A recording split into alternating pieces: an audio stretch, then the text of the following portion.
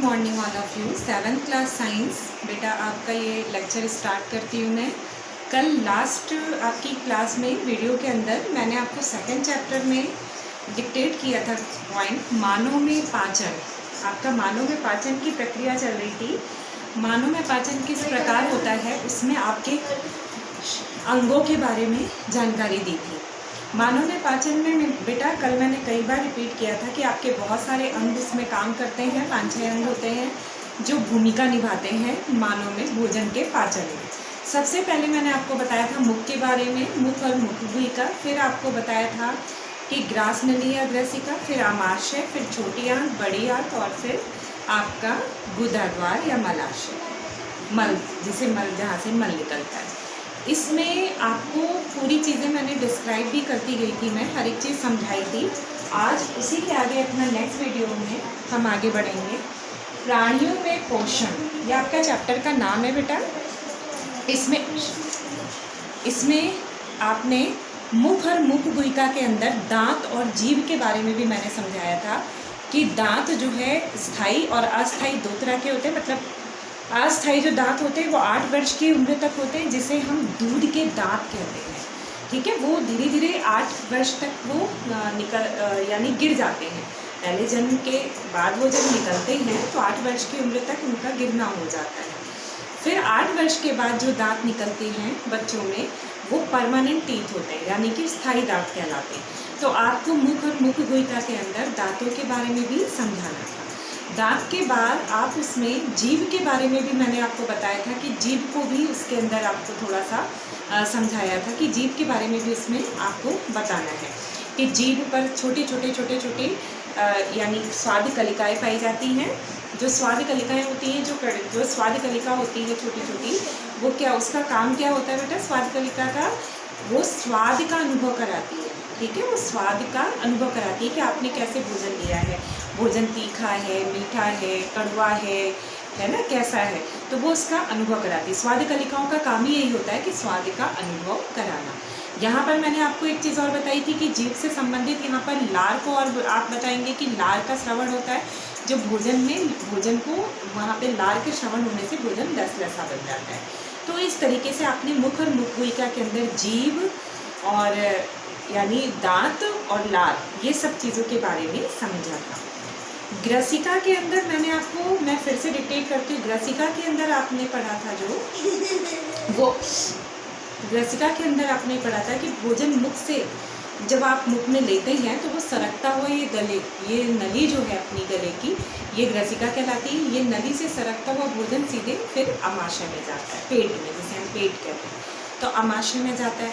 आमाशय में भोजन का मंथन होता है, मंथन की प्रक्रिया चलती है जिससे कि बार बार भोजन मथित होते वो उसमें यानी जब उसमें पाचक रस भी मिल जाता है तो धीरे धीरे मथते वो लुगदी जैसा हो जाता है, जिसमें से रस का श्रावण होता है। वो धीरे धीरे लिक्विड फॉर्म में आते ही वो ब्लड में मिलता है, रक्त में मिलता है, जिससे कि पूरे शरीर में उसका संचार होता है। तो ये प्रक्रिया आपकी थी।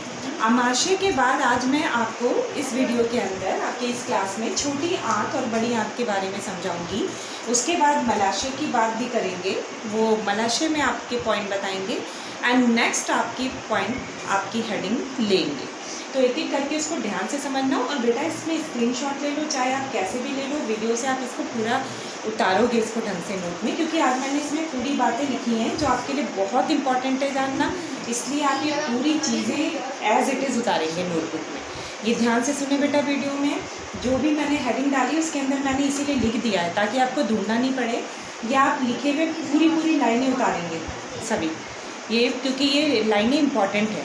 ठीक है, तो ये छोटी आंत और बड़ी आंत के बारे में जो मैंने डिक्टेट की हुई, जो समझाई है, उसको ढंग से उतार लो। ये सभी अपनी नोटबुक के अंदर उतार देना। चलिए अब बात करते हैं क्या है, समझेंगे उसे। छोटी आंत, आमाशय के बाद अपना खाना छोटी आंत में गया। छोटी आंत में जब जाता है आमाशय के बाद, तो फिर छोटी आंत में क्या होता है भोजन का, वो हमें आगे देखना है। जैसे आमाशय में भोजन का मंथन मैंने आपको समझाया ना, आमाशय में आपको ये भी बताया था कि बेटा वो यू के शेप की होती है इस तरह से। उसके बाद छोटी आंत में जब आप बात करते हैं तो इस तरीके से इसको देखिए, ये मैंने आपको बताया था 7.5 लगभग मीटर लंबी होती है, ये कुंडली नुमा संरचना होती है। कल मैंने इसको वीडियो के अंदर आपको लिख के बताया था, इसमें लिखा भी था मैंने, आप हमेशा उतार लिया करिए कॉपी में। तो छोटी आँख में आपको ये जानना था कि 7.5 मीटर लंबी ये कुंडली नुमा संरचना है। अच्छा, उसके बाद छोटी आँख का दूसरा नाम होता है क्षुद्रांत। इसको क्षुद्रांत भी बोलते हैं। क्या बोलते हैं? क्षुद्रांत। क्षुद्रांत में अवशोषण, किसका अवशोषण होता है क्षुद्रांत में, ये हमें जानना है। जैसे बड़ी आँख को बोलते हैं बृहदांत, बृहदांत। तो बृहदांत यानी कि इस पे क्षुद्रांत, तो इसको बृहदांत यानी ये छोटा और ये बड़ा, ढंग से समझ लीजिएगा। अब छोटी आँख या क्षुद्रांत में अवशोषण में आपको ये समझना है कि छोटी आँख जो है उसमें आपने जब अवशोषण समझा रहे तो मैंने क्या लिखा है देखें, पचा हुआ भोजन अवशोषित होकर रुधिर वाहिकाओं में चला जाता है। जो पचा हुआ भोजन होता है वो अवशोषित होकर रुधिर वाहिकाओं में चला जाता है। यानी जो भोजन पच जाता है बेटा, मैंने समझाया था आपको कि अमाशय में भोजन का मंथन होता है, पाचन प्रक्रिया शुरू हो जाती है। तो जो पचा हुआ भोजन है वो अवशोषित होकर रुधिर वाहिकाओं में चला जाता है, रुधिर की जो नलिकाएं होती है ना उसमें चला जाता है। अब वो ऐसे तो जाएगा नहीं, मंथन हो चुका है, ऐसे सॉलिड और ठोस के रूप में तो नहीं जाएगा ना बेटा, वो तो उस तरह से जाएगा जब वो पिस पिस के उस तरह से, यानी उसके टुकड़े टुकड़े फिर पार्टिकल्स कणों के रूप में ऐसे इसके छोटे छोटे छोटे छोटे जब उसके विघटित रूप हो जाते हैं तो वो जाते हैं रुधिर वाहिकाओं में, रुधिर वाहिकाओं में चला जाता है। इस प्रक्रम को अवशोषण कहते हैं। ठीक है, इस प्रक्रम को क्या कहा जाता है? अवशोषण। इसमें उंगली के समान उभरी हुई संरचना जिसे रसांकुर या दीर्घ रोम भी कहते हैं, ये उंगली के समान उभरी हुई संरचना होती है, जिसे उंगली के समान जो उभरी हुई संरचना है उसको बोलते हैं रसांकुर या दीर्घ रोम। ठीक है, ये नाम याद रखना बेटा, बार बार बोल रही हूँ, इसे आप नोट भी कर लेना, रसांकुर या दीर्घ रोम। फिर अवशोषित पदार्थों का स्थानांतरण रुधिर वाहिकाओं द्वारा शरीर के विभिन्न भागों तक होता है। तो जो पदार्थ अवशोषित हो जाते हैं उसका स्थानांतरण जो है इन्हीं रुधिर वाहिकाओं के द्वारा शरीर के विभिन्न भागों तक पहुंचाया जाता है। क्योंकि हमारे शरीर के जब तक विभिन्न भागों तक नहीं पहुंचेगा, वो भोजन जो पचा हुआ है, जो पचित भोजन है, अगर वो पूरे शरीर के भागों तक नहीं पहुंचेगा तो आप ये बताएं, आप कैसे संचार होगा रक्त में? रक्त का संचार नहीं होगा, तो रुधिर वाहिकाओं के द्वारा शरीर के विभिन्न भागों तक ये पहुंचाया जाता है। इस पूरे प्रक्रम को स्वांगीकरण कहते हैं। ये नाम याद रखिएगा, बहुत इंपॉर्टेंट है। क्या बोलते हैं इस प्रक्रिया को बेटा? स्वांगीकरण। तो स्वांगीकरण प्रक्रिया कहलाती है। कोशिका में उपस्थित ग्लूकोज का विघटन ऑक्सीजन की सहायता से CO2 तथा जल में हो जाता है तथा साथ में ऊर्जा मुक्त होती है। ये आपको और जानना है, तो ढंग से एक बार देखिए, मैंने आगे क्या लिखा। जो अवशोषित पदार्थ होते हैं उनका स्थानांतरण रुधिर वाहिकाओं के द्वारा शरीर के विभिन्न भागों तक पहुंचाया जाता है। इस पूरे प्रक्रम को स्वांगीकरण कहते हैं। स्वांगीकरण कहते हैं। इसमें आपको ये भी जानना है कि स्वांगीकरण में कि ये चीज़ जो आपकी प्रक्रिया है जिसमें शरीर के विभिन्न भागों तक पहुंच रहा है वो पचित भोजन, तो इस प्रक्रिया का नाम है स्वांगीकरण। ये कोई अंग नहीं है कि आप अंग लिख दो, ये प्रक्रिया का नाम है। तो ये बहुत अच्छे से आप समझ लेना कि प्रक्रिया का नाम है। कोशिका में उपस्थित ग्लूकोज का विघटन ऑक्सीजन की सहायता से, जो कोशिका में उपस्थित ग्लूकोज होता है, कोशिका में जो उपस्थित ग्लूकोज होता है उसका विघटन जो है ऑक्सीजन की मदद से होता है। तो ये ध्यान रखिएगा, ये ग्लूकोज कहाँ से आया? ग्लूकोज कहाँ से आया? ये हमारे भोजन से ही मिलता है। ठीक है, भोजन से प्राप्त। आप अंदर जो अपने भोजन को ले रहे हैं उसके अंदर इसकी मात्राएं मौजूद हैं। आप जो उसके अंदर खा रहे हैं कार्बोहाइड्रेट, उसी का ही तो ये छोटा रूप है। कार्बोहाइड्रेट जटिल रूप है और कार्बोहाइड्रेट का सरल रूप है ये ग्लूकोज और सुक्रोज। तो ये ध्यान रखना बेटा, कार्बोहाइड्रेट जटिल है अगर पदार्थ तो उसका अगर उसको विघटित अगर तोड़ के हम देखें, उसका छोटा रूप देखें तो आपका ग्लूकोज या सुक्रोज है। तो कोशिका में जो ये उपस्थित ग्लूकोज होता है, ये जो टूट गया, इसका विघटन, अब इसका विघटन भी होगा किसकी मदद से? ऑक्सीजन की मदद से, हवा की मदद से, वायु की मदद से, जिससे CO2 तथा जल में हो जाता है। CO2 आपको पता है, CO2 निकालते हैं आप गैस के रूप में, जल में हो जाता है। जल का निष्कासन आपको पता है एक्स्ट्रा, यूरिन के रूप में और पसीने के रूप में। समझ में आ रहा है बेटा?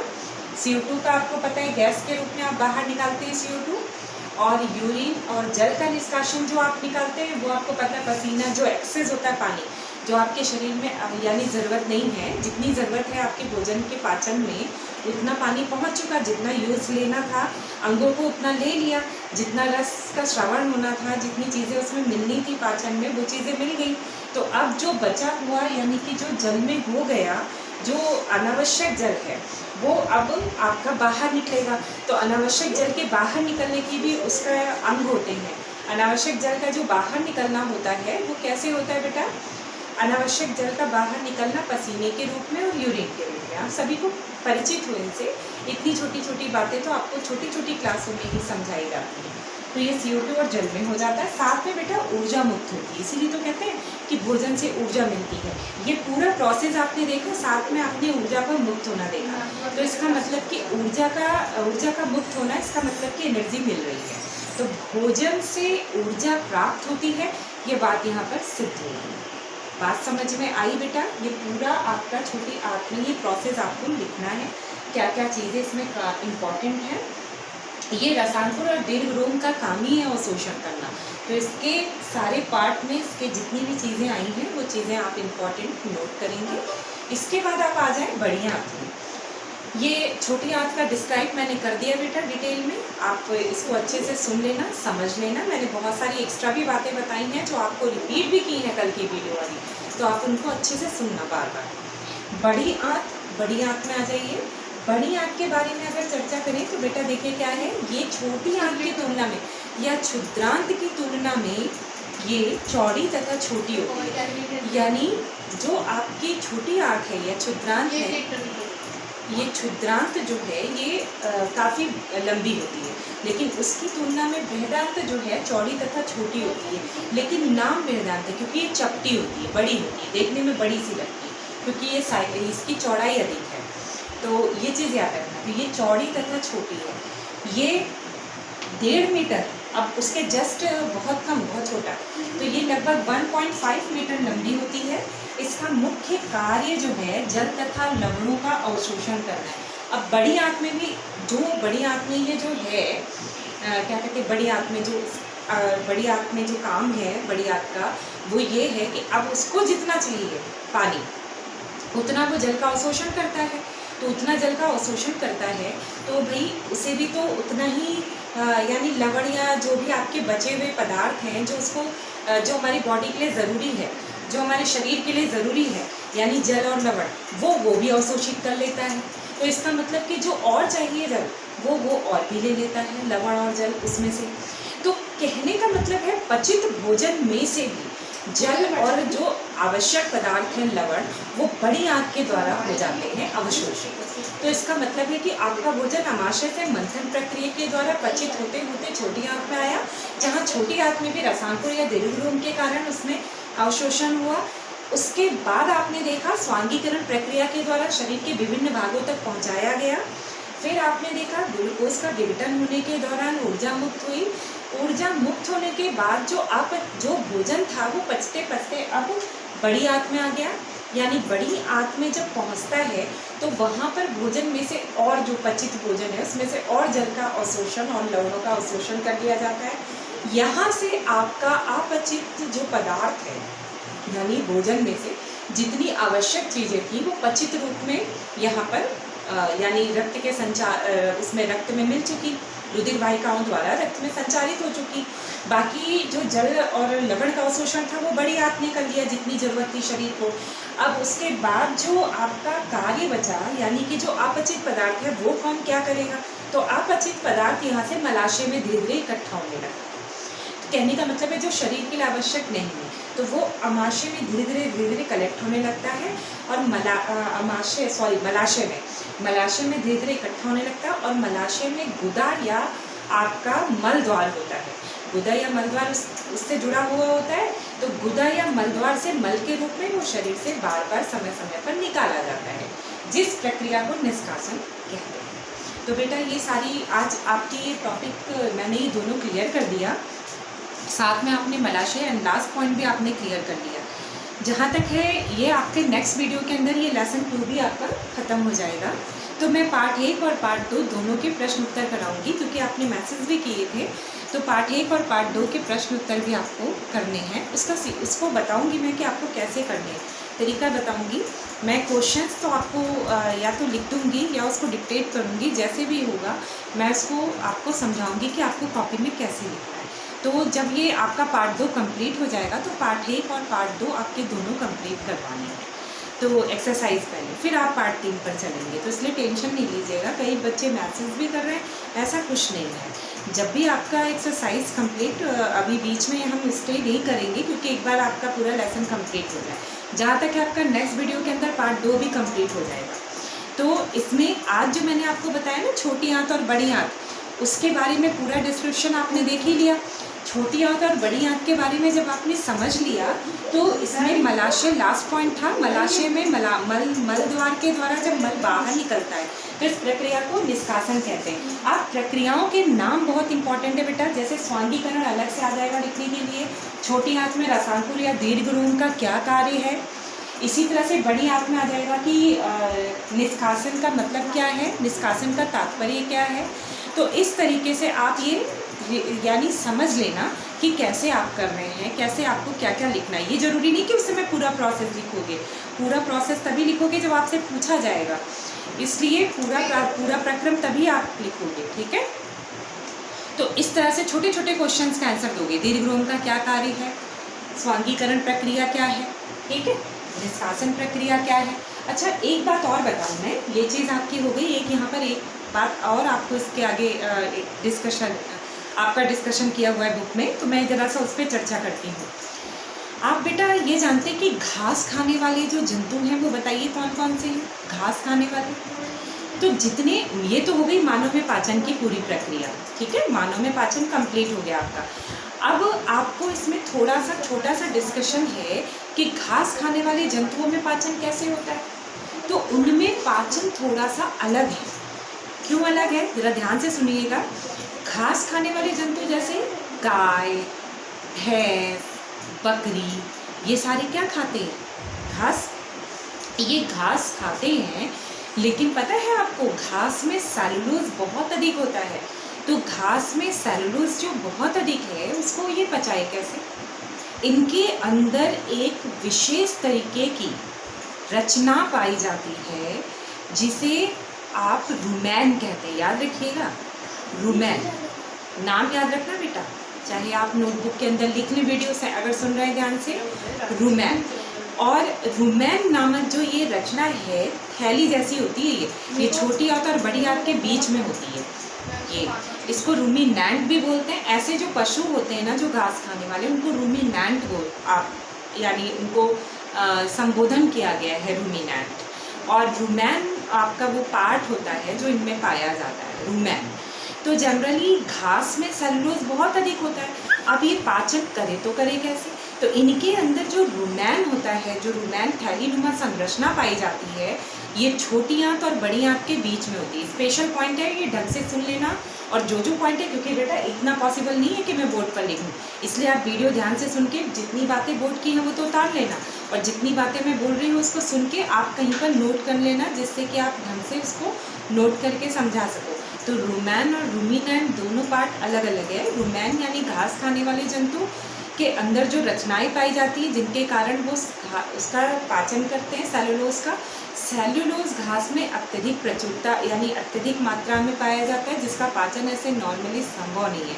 उनके अंदर ये जो रुमैन नामक थैलीनुमा संरचना है, ये छोटी आंत और बड़ी आंत के बीच में होती है। इसमें होता क्या है कि समय समय पर थोड़ी थोड़ी देर पर ये अपने मुख में ला के उसको पिंड यानी छोटे छोटे गोले के रूप में, पहले तो ये पूरा अपना घास खा लेते हैं, जैसे लेना है इनको अपने अंदर चबा के ले लेते हैं ये। फिर उसके बाद इसको छोटे छोटे गोले के रूप में, यानी कि ये जुगाली सी करते रहते हैं। आप देखे होंगे गाय भैंस हमेशा मुंह चलाते रहते हैं, तो गाय भैंस का जो मुंह चलाना होता है वही आपका कहलाता है जुगाली करना, कहते हैं ना जुगाली कर रहे हैं। तो ये जो अपने मुंह में बार बार लाते हैं, उस समय ये घास तो नहीं खा रहे, लेकिन ये इकट्ठा कर लेते हैं अपने उसी जो मैंने आपको बताया ना रुमैन पार्ट में, इकट्ठा कर लेते हैं, जहाँ पर ये छोटे छोटे गोले के रूप में मुख में ला के बार बार उसको ऐसे ले लेकर उसको जुगाली कर करके पचाते रहते हैं, यानी कि उसको तोड़ते रहते हैं। तो बार बार मुंह में लाने का मतलब है वो जो छोटे छोटे पिंडकों के रूप में बार बार मुंह में लाते हैं, उसी को कहते हैं जुगाली करना। तो ये ध्यान रखिए बेटा कि कैसे आपको यानी इस तरह के पशुओं के बारे में भी जानकारी लेनी, क्योंकि आपकी बुक में डिस्कशन है। तो ध्यान रखिएगा, घास खाने वाले जंतुओं में विशेष रचनाएं जो पाई जाती हैं, जो आपकी रूमैन कहलाती हैं, और उन जंतुओं को हम रूमिनेंट बोलते हैं। इनमें थैलीनुमा संरचना पाई जाती है, जो छोटी आंत और बड़ी आंत के बीच में होती है, जिसके कारण सेलुलोज का पाचन संभव होता है। ये मनुष्य के पाचन में या मनुष्य के आपके पाचन तंत्र के किसी भी इस तरह के कोई भी अंग इसमें मनुष्य के पाचन तंत्र के अंतर्गत नहीं पाए जाते, क्योंकि मनुष्य का ये घास खाना या सेलुलोज का पाचन करना आसान नहीं है, क्योंकि उनके अंदर ये विशेष प्रकार की रचना नहीं पाई जाती। तो इस तरीके से आप देखते हैं विशेष प्रकार की जब रचना पाई नहीं जाती तो वो सेलुलोज का पाचन कैसे करेंगे। उसके पाचन करने के लिए तो उसके अंगों की विशेष भूमिका होनी चाहिए। तो ये आपका इम्पॉर्टेंट पार्ट है। वीडियो अगर आप सुने ध्यान से, कुछ तो ये बोर्ड की बातें तो सारी आप नोट कर लें, और जो मैंने अभी घास खाने वाले जंतुओं के बारे में बताया है ये सुन के अपनी नोटबुक के अंदर लिख लें, क्योंकि ये बहुत इंपॉर्टेंट है। तो बार बार मैं बोल रही हूँ, जितने भी घास खाने वाले जंतु हैं वो जुगाली कर करके अपने भोजन को पचाते हैं, यानी जो भी उनका भोजन है, जैसे घास, वो जुगाली जो करना होता है वही उनकी प्रक्रिया है पाचन की। और इसमें उनका जो रुमैन है वो जस्ट एक प्रथम आमाशय कहलाता है। ये वहीं पर ही जो रुमैन पार्ट है उसी में ही उनका भोजन पचता रहता है, लेकिन एक साथ नहीं पचता, वो बार बार अपने मुंह में ला के वो बार बार उसका गोला बना के जुगाली से करते हैं और धीरे धीरे अपने भोजन को पचाते रहते हैं। ठीक है, इसी प्रक्रिया को वो कहते हैं जुगाली करना। मनुष्य में इस तरह का कोई अंग नहीं होता, इसीलिए मनुष्य सेलुलोज को पचा नहीं पाता। तो आज की वीडियो में बेटा इतना ही। नेक्स्ट वीडियो में आपका नेक्स्ट लेक्चर के साथ फिर होंगे, और तब तक के लिए बाय। आपका जहाँ तक है नेक्स्ट वीडियो के अंदर लेसन 2 भी कंप्लीट हो जाएगा, एंड देन एक्सरसाइज अपन करेंगे दोनों की, lesson 1 and lesson 2। Okay, bye.